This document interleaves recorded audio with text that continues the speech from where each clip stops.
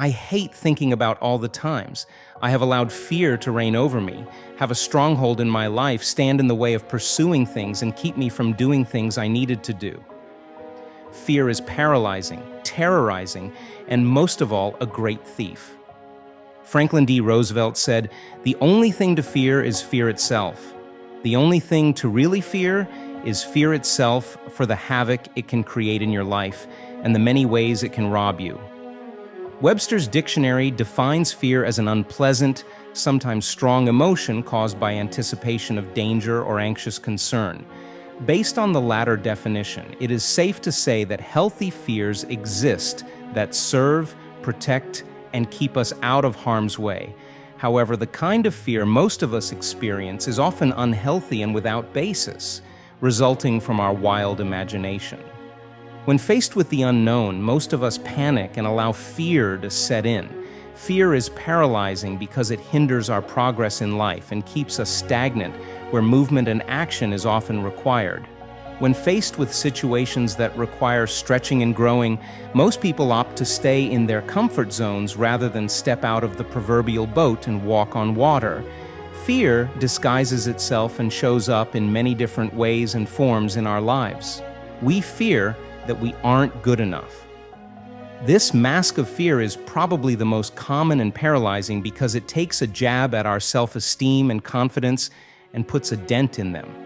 Many don't think or believe we are smart enough, educated enough, qualified enough, connected enough, attractive enough, or whatever enough to pursue our dreams. We refuse to dream because we don't believe we have what it takes to bring our dreams to fruition or are even worthy of them. This form of fear often results after accepting negative words spoken to us and limitations placed on us by our loved ones or society. It takes a deeper root in our lives when we compare ourselves with others and feel like we fall short or don't measure up. Stop letting fear mess you up. We also tend to have the fear of failure.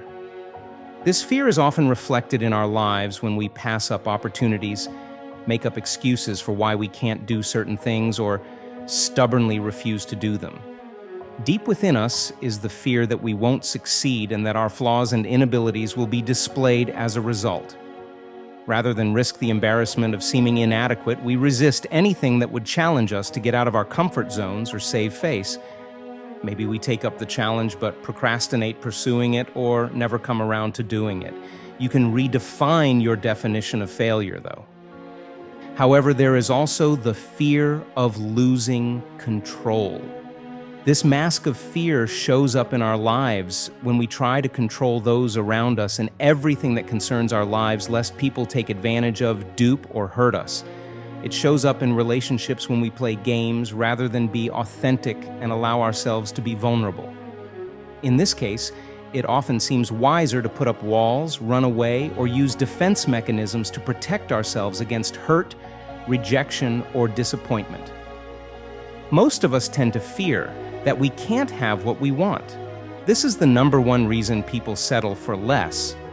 They resign themselves to mediocre lives, fail to ask for what they want, put up with more than they have to, and stay in unsatisfying relationships and jobs that are way past due.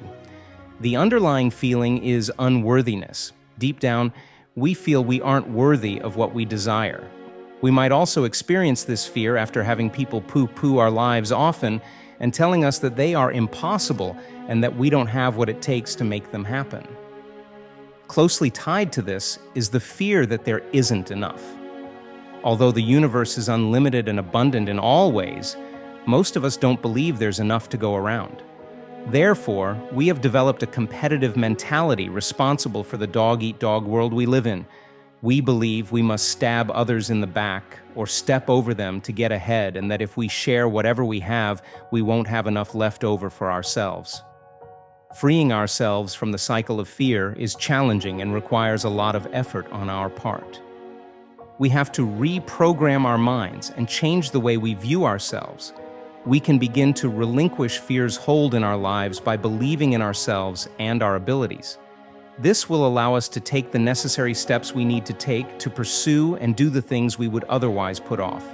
It will build our confidence and allow us to face more of our fears head-on. The only way to get past our fears is by embracing them and doing the things we fear. Eventually, the more we confront our fears and deny them power over us, the more confident in ourselves we'll become and render our fears harmless. With time, the fears we once considered giants will begin to diminish or disappear altogether. In what ways has fear robbed you? Kindly leave us a comment and like and subscribe to help grow the channel.